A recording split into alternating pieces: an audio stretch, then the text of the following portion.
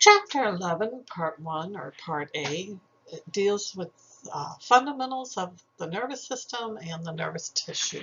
So we're going to break this down into 3 different parts. Why do you need to know this or worry about it? Because understanding how neurotransmitters function at the neuromuscular junction, or how they function neuron to neuron, is going to help you understand how different drugs may affect the patient's nervous system. So the nervous system is the master controller, if you want. It's a communication system. We have 2 communication systems in the human body. The nervous system is one, the endocrine system is the other. The nervous system is going to respond with a very immediate but short-lived response. The cells are going to communicate by both electrical and chemical signals. So the response is very fast, very specific, but it doesn't usually last long. You have 3 overlapping functions of the nervous system. You have sensory input. So information is being gathered by various specific sensory receptors. They're picking up information on both internal and external environments, so temperature changes, calcium levels, blood pH, pain, light touch, deep pain, vibrations, sound, vision. It's picking up all of this sensory information. And then integration is where it's processing and interpreting that information. Sometimes it may interpret it and say, okay, we're aware of this, don't really need to do anything. Or sometimes it may be, oh, we need to do something about this right now. And the motor output is the activation. It's going to be your response. It's the activation of what we call the effector organs, that can either be muscles or glands, to generate some type of appropriate response. So this is just showing, okay, you see a glass, you're thirsty, sensory input, you see the glass, send that information to the brain where the integration occurs. Oh, there's a glass there, I'm thirsty, let me pick it up. How are you going to pick it up? Well, you have to send that response back down to skeletal muscle in your arm to contract, allowing you to grasp the glass and then tilt it towards your mouth. But not too fast so you don't spill it down the front, but get it to your mouth, then tilt. It's all going to be coordinated. So the nervous system is divided into 2 main parts. There's several subdivisions within these, but the main 2 parts are the central nervous system, which is the brain and the spinal cord. And this is where all the integration and the controls occur. So the sensory information is going to come here, and then the motor output leaves from the central nervous system. The peripheral nervous system, the PNS, this is everything outside of the brain and spinal cord. Now, the 2 parts are connected. So you have spinal nerves that are connected to the spinal cord. You have cranial nerves that are connected to the brain. Those spinal nerves and cranial nerves are classified in the peripheral. Yes, they're connected to the central nervous system because the 2 parts have to speak to each other, if you will, but they're not part of it, so they are with the peripheral. And this is just showing in this diagram, central nervous system, obviously your brain, your spinal cord that runs down through the foramen, through that opening of the vertebral column.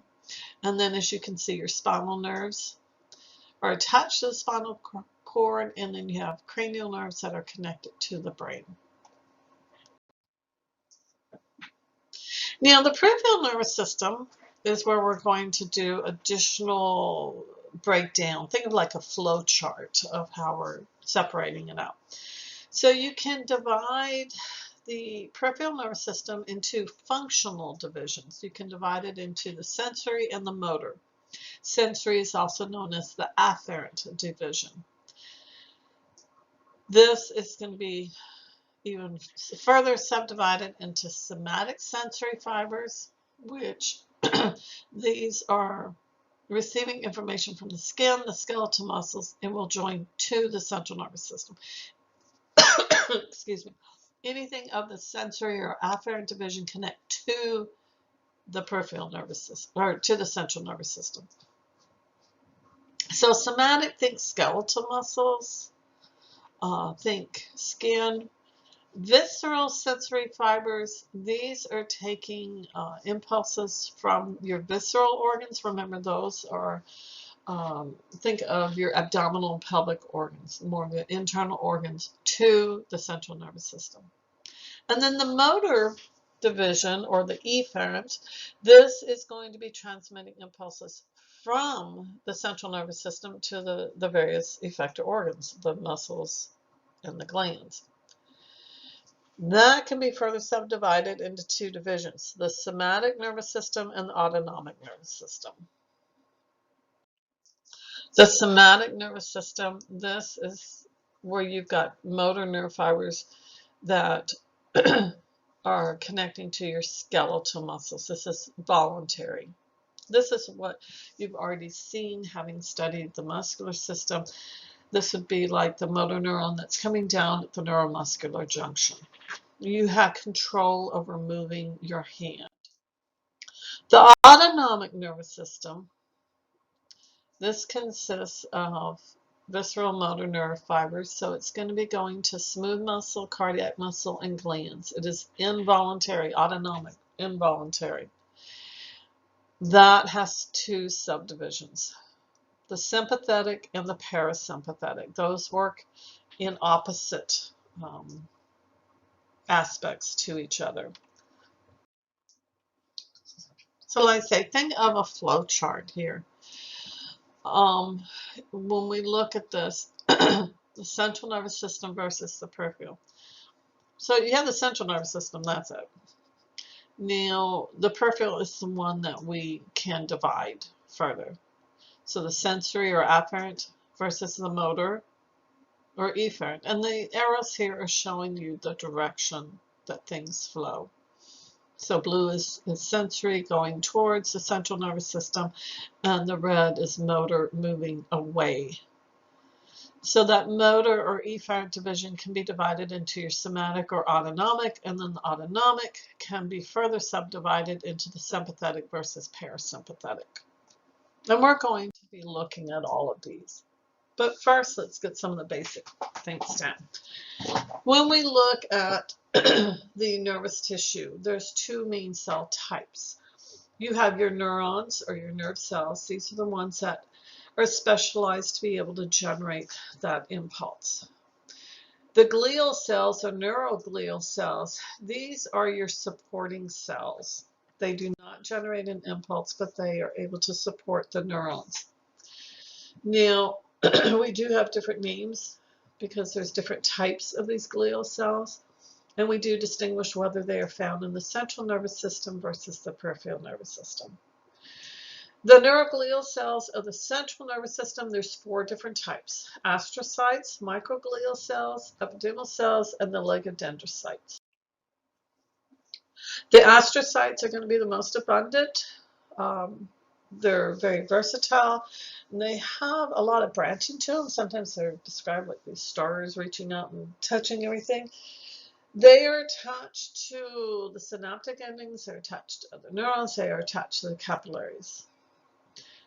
The brain and the spinal cord are very fragile tissues, very important tissues. They are regulating everything that is keeping you alive, your respiration rate, your heart rate, etc.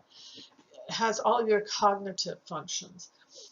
So obviously it needs to have an extra layer of protection. You want to have additional protection in terms of blood flow. Now, the blood, most people, okay, yeah, it's carrying oxygen and carbon dioxide. Yes, that's true. It's also carrying nutrients. Well, oftentimes it will contain toxins, and anything that you have taken into your body, drugs, etc., are often in the blood. You don't want that to come in direct contact with the brain and the spinal cord. And so the way things are set up, if you will, in the brain and the spinal cord, is that with the capillaries, those are the smallest of the blood vessels. That's where all of the nutrient and gas exchange occurs between the blood and the tissues. So you basically have an extra layer, and that's going to be the astrocytes that are part of this, what we call the blood-brain barrier. Anything to come out of the blood is going to have to pass through the astrocytes before it can reach the brain. It acts like a filter, if you will. So it's helping to support the neurons in place of the spinal cord. It does play a role in this exchange between the capillaries and the neurons. It helps to control that chemical environment. It can respond to various nerve impulses and the neurotransmitters. And it just assists those neurons with keeping everyone kind of in place, if you will, and then helping with that blood-brain barrier. And this is what it looks like, kind of the star-shaped. And you can see how it's attached. It's wrapped around. This red right here is the capillary. The yellow back here is the neuron. And so you can see how it is attached to both. So it's kind of like scaffolding, but then also, like I said, anything passing out is going to have to, from the blood, will have to pass through the astrocyte first. The microglial cells, the second of the supporting cells of the central nervous system, they're very small cells. They look real thorny, like they will help migrate towards any injured type of neurons, and then they will carry out phagocytosis. So they will they help to remove any damaged extra debris. They also will phagocytize any microorganisms that were capable of penetrating and getting into the central nervous system. So they're for protection and also cleanup crew. And that's what these are. This is kind of like going in a real sticky briar patch or something. The epidermal cells, these can range in their shape from squamous to columnar. Some of them are ciliated. Those that are ciliated, the beating pattern that you tend to see with that helps to circulate the cerebral spinal fluid, or CSF. These cells tend to line the central cavities of the brain and spinal cord, and they are there's certain areas where they tend to congregate in the choroid plexus, which is basically responsible for producing the cerebral spinal fluid as well. So here you can see these cells with the cilia, and you can see as the cilia moves, it's going to be moving this cerebral spinal fluid. It's like, keep on moving. The oligodendrocytes, these are cells that are branched. They will be wrapping around the axons of the neurons, basically helping to provide insulation. They form this myelin sheath, and it provides that insulation, which allows the electrical impulse or that action potential to move much faster. It's almost, think of if any of you are familiar with electricity, which I'm sure many of you are more familiar with that than I am, but it's kind of like having your wire and then having the insulation wrapped around that copper wiring on there. Now, with the peripheral nervous system, there's only two kinds of the neuroglial cells, or supporting cells: satellite cells and Schwann cells. The satellite cells are very similar to the astrocytes that you saw in the central nervous system. And then the Schwann cells in some ways are similar to the oligodendrocytes in that they will also form this myelin sheath, giving that insulation. And the Schwann cells are going to be very important with the peripheral nerve fibers when they are damaged. The Schwann cells are going to help direct them during the regeneration process. So they're very important for that. The nerves in the central nervous system do not regenerate. So the Schwann cells, as you can see here, along the axon, and the satellite cells up here. So the neuron is the functional unit because it's producing that impulse, that electrical charge. It receives a stimulus and it will travel down the length of the neuron and then be able to stimulate or activate or innervate another neuron or a muscle or a gland, whatever its connection is. Certain characteristics of neurons is that usually they will last a person's lifetime. They usually do not carry out mitosis. They have a very high metabolic rate, so they need a very good, rich supply of oxygen and glucose. They do have what's known as a cell body. That's where the main portion of the cell is. That's where the nucleus is going to be and most of the organelles. And then you're going to have extensions or processes off from that. The cell body is also called the soma. Some books you may see it called the perikaryon. You do have, like I said, a lot of your organelles, such as your RFER there, a lot of your ribosomes for making proteins. You have your nucleus there. There may be some pigmentation there. And then a couple of terminologies that we use. When you have a cluster of these cell bodies, we tend to give them different names, whether they're in the central nervous system or whether they're in the peripheral nervous system. Most of the neuron cell bodies actually will be located in the central nervous system, and they're going to be called nuclei. Now, this is not the same thing as the nucleus of a cell, or the same thing as when you're talking about an atom and the nucleus of the atom. Unfortunately, it's a similar name, but it has different meaning. So it's just a cluster of cell bodies in the central nervous system. Now, if that cluster of the cell bodies is in the peripheral nervous system, then we call it the ganglion.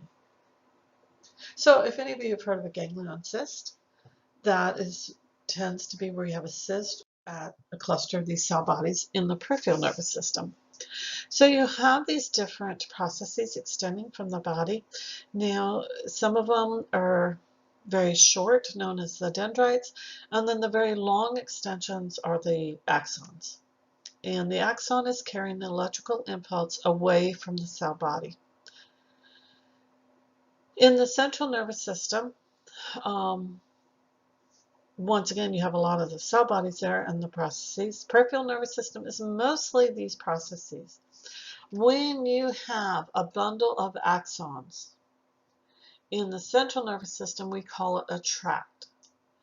In the peripheral nervous system, when you have a bundle of the processes, we call it nerves, which is kind of a confusing term, but like when we talk about cranial nerves, spinal nerves, it's a whole bundle of these neuron processes, usually the axons.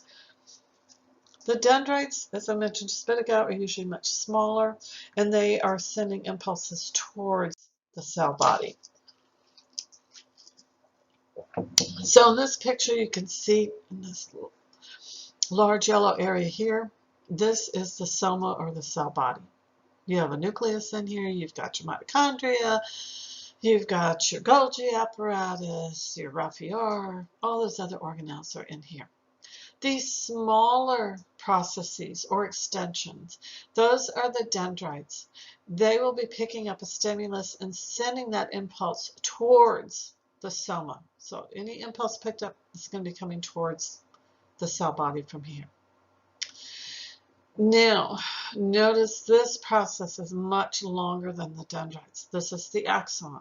So on the axon, the impulse, that electrical charge or impulse or action potential, we're all talking about the same thing here, it is going to be moving away from the soma towards the axon terminus. And this is what is then going to synapse or connect to either another neuron, a gland, or a muscle. Where the axon leaves the cell body, notice it kind of looks like a funnel shape right here. This is known as the axon helix area. And then this is with a peripheral nerve because you've got the Schwann cells here that are providing that insulation. The space between them that is not got insulation is known as the node of Ranvier.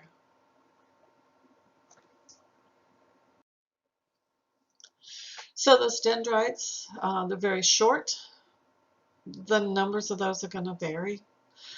They're sensory in the standpoint they're receiving the input. They're going to send that message towards the cell body.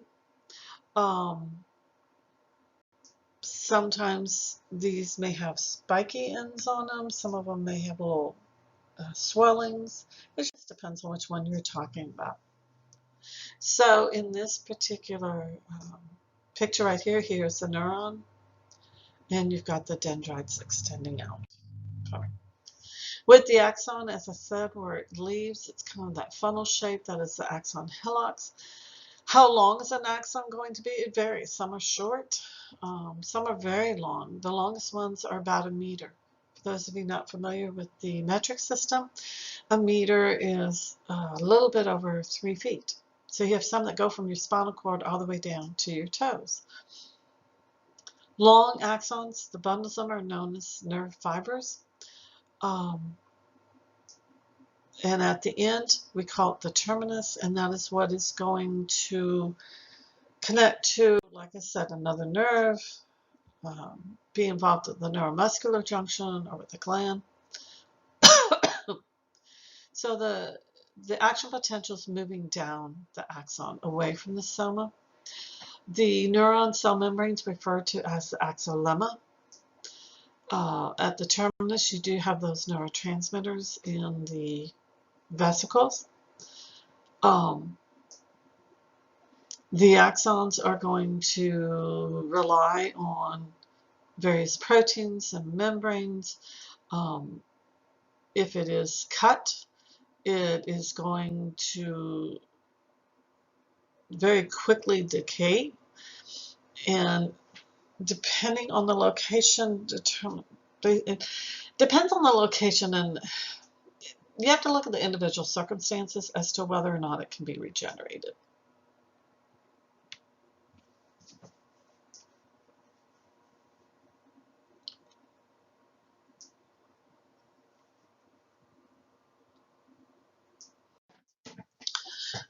Now, in terms of some of the clinical applications, when you're talking about the individual neurons, disorders, and diseases, different viruses and sometimes toxins from bacteria and fungi can damage the neural tissue.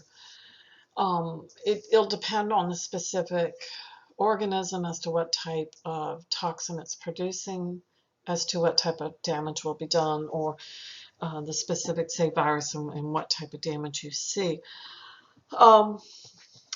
Most of the time, things are moving from the soma down the axon, so it's moving away from the soma.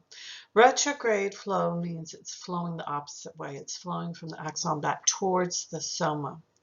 And some toxins take advantage of this, some viruses take advantage of that. Rabies. Rabies is caused by a virus. It is able to use the retrograde flow in order to cause the damage.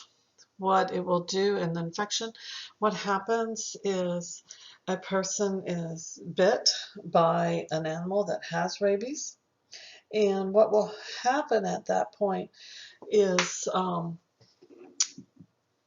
you're bit. The virus enters because of the broken skin on the peripheral nerves.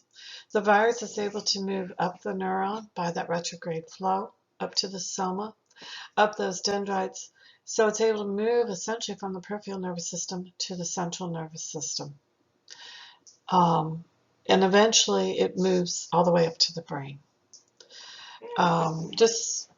Rabies, just for your own information, is kind of historically an interesting virus to study. Just so you know, by the time an individual shows symptoms of rabies, it is too late to treat. The classic symptoms are you tend to have a lot of saliva production, and it becomes very painful actually to drink. So you get very thirsty, and when you're thirsty, you produce more saliva. So that's why you have that excess saliva production. And like I say, you're very thirsty, but it physically hurts to drink. So you don't drink, so you produce more saliva, which causes more pain, and um, it breaks down the brain tissue. It destroys the brain. But once you show those symptoms, like I said, it's too late. In all of recorded history, I can remember taking a class and studying about rabies, and it was stated that in all of recorded history, there have been only 5 confirmed cases of where someone was diagnosed with rabies, where they showed the symptoms and they survived. Those odds are not very good. Now, obviously, there are a lot of people who you could tell stories about being bitten by an animal, contracting rabies. Well, we have shots now that you can administer to the person that prevents them from getting the disease. So there's a difference. In microbiology, we often talk, there's a difference between being infected and having a disease. The problem with the rabies, if you are bit by an animal, you need to start the shots immediately. If you do not have the animal, you need to start the shots. If you do have the animal that bit you, they can test the animal to see if it does have rabies. Now, you can either observe it, but that's kind of taking a chance, because if you wait for that animal to show symptoms or not, you're kind of playing Russian roulette here in that, well, if you have rabies, you might show symptoms before the animal does that bit you. The only way to conclusively diagnose it is they have to look at the brain tissue, which means they have to sacrifice the animal. But that's kind of the classic example of a virus that will travel by retrograde movement. And how did you get it? Because of the bite, and the virus was injected at the bite site. There is some research wondering if this is a way that we can use to potentially treat some genetic diseases. So it's being looked at. The myelin sheath, that covering around the axon, is composed of a substance that has both protein and lipids in it, and it does look white. Like I said, it's going to insulate the axon. By insulating it, that's going to increase the speed that impulse can travel down that myelin. When you look at fibers, those axons that are myelinated, you will see that if they're myelinated, they have a whitish color to them. The non-myelinated ones do not have that sheath. They do not look white, and the impulse is going to travel much slower. So that myelination, as I mentioned earlier, is made or formed by the Schwann cells. They're going to wrap around that axon. Now, one cell forms a little segment. It's not going to cover the whole thing. So the entire length of the axon is going to have multiple Schwann cells wrapped around it.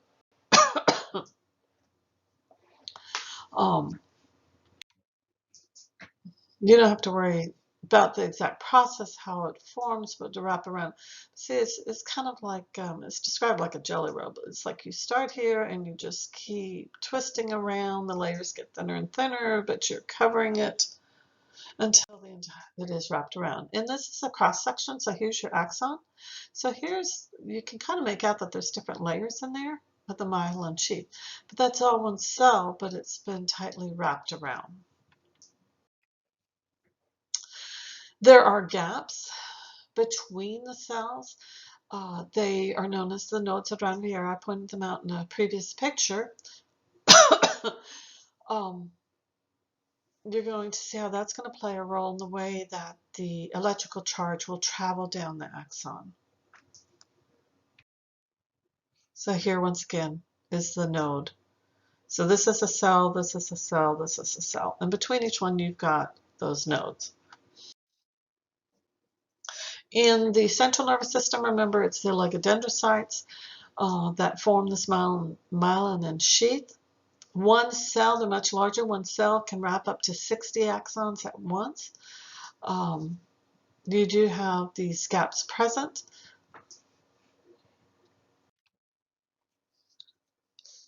In The central nervous system, when we move on and study the brain and the spinal cord, you'll notice that we'll talk about white matter versus gray matter. Well, the white matter, those are areas where you have a lot of myelinated fibers because that lipid gives it a whitish color. So you know the fibers are myelinated. The gray matter is going to be mostly cell bodies as well as non-myelinated fibers. So it doesn't have those lipids, so it doesn't look white. And it literally is a color difference between them. This is showing the oligodendrocytes forming the myelin sheath in the CNS. You can classify neurons by structure and by function.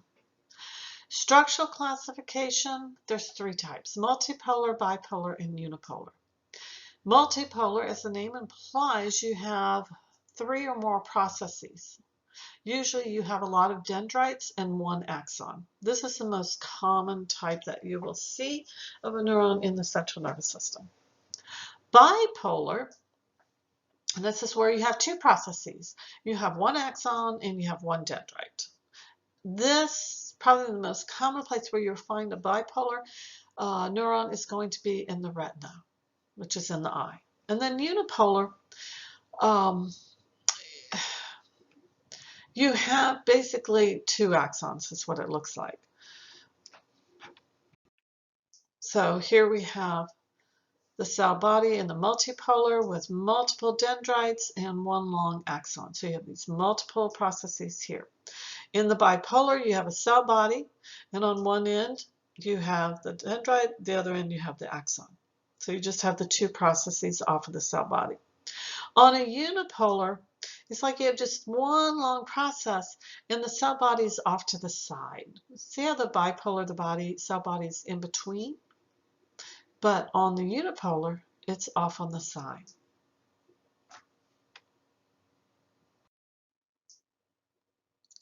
And this just gives some examples of additional structures, variations of what they may look like. In terms of functional classification, they're either sensory or they're motor. There's also an interneuron that you will see. First, starting, you have sensory. That's going to be transmitting impulses from receptors towards your central nervous system. Most of these are going to be unipolar ones. The motor, it's going the opposite way. It's sending impulses to the effector, so it's going from or away from the central nervous system. And then the third type are your interneurons. Some books will call these your association neurons. They're going to be the intermediate. They're in between the sensory. So the sensory neuron is going to stimulate the interneuron or association neuron, which is then going to stimulate the motor neuron. Most of these are going to be found within the central nervous system. So the peripheral nervous system picks up the sensory, sends it to the interneuron in the central nervous system, which then interprets all the information, sends the impulse down the motor neuron of the peripheral nervous system. And this is showing additionally the comparisons, once again, between some of these. So you can classify both by structure or by function. So this portion of Chapter 11 is just looking at some of the histology and setting the groundwork, where then we're going to go into, in the next part, go into more detail with the nervous system.